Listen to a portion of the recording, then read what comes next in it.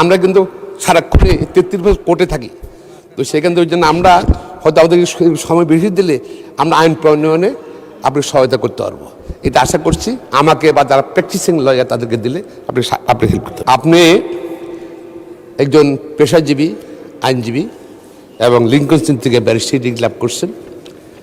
আমিও ওখান থেকে লাভ করেছি ব্যারিস্টারি ডিগ্রি, আমার ছেলেও ওখান থেকে ব্যারিস্টারি আপনি জানেন। আমি সহ আরও অনেকেই কিন্তু 17 বছর আন্দোলন সংগ্রাম করছি একসঙ্গে।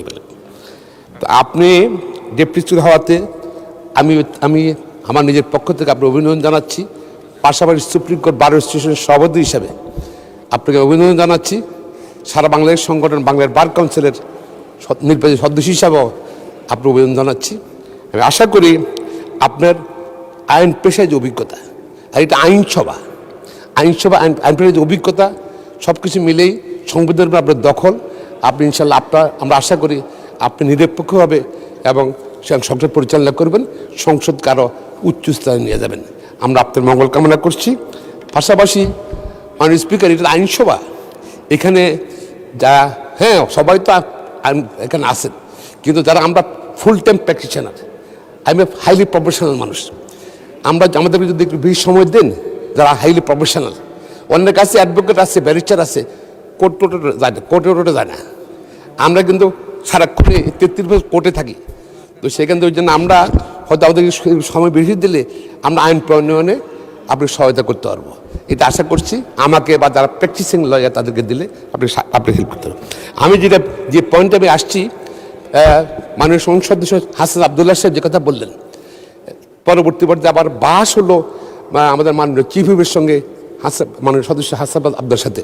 না, কোনো বাহাস হয়নি, উনি বলেছেন আর উনিও বলেছেন, বাহাস হয়নি। ধন্যবাদ। কথা হয়েছে প্রায় 20 মিনিট উনার কথা বললেন। আমার আজকে যে তারকা প্রশ্ন 3 নম্বরটা ছিল, সেটা কিন্তু এই ব্যাপারে ছিল।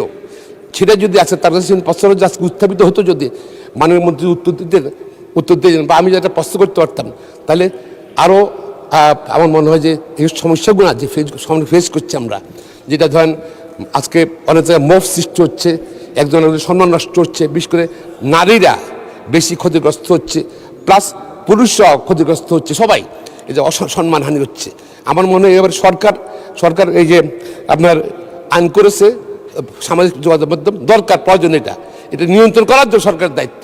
আমি মনে করি এই ব্যাপারে সরকার ব্যবস্থা নেবেন, এবং পাশাপাশি আমাদের এই প্রশ্নকারী যদি উত্থাপনের সুযোগ দেন, সম্মত দিচ্ছে নি, আমরা তো জনপ্রতিনিধি, আমাদের যদি প্রশ্নকারী যদি উত্থাপিত হলো, তাহলে বলতে বলার সুযোগ তো পেলাম না মাননীয় স্পিকার। আমাদেরকে ওনার সঙ্গে একমত যে আমাদের প্রশ্নকারী উত্থাপনের সুযোগ দিলে, মাননীয় মন্ত্রী বক্তব্য দিলে জাতীয় জানলো, পাশাপাশি সরকার থেকেও ক্লিয়ার হয় মনে করি। আপনাকে ধন্যবাদ মাননীয় স্পিকার।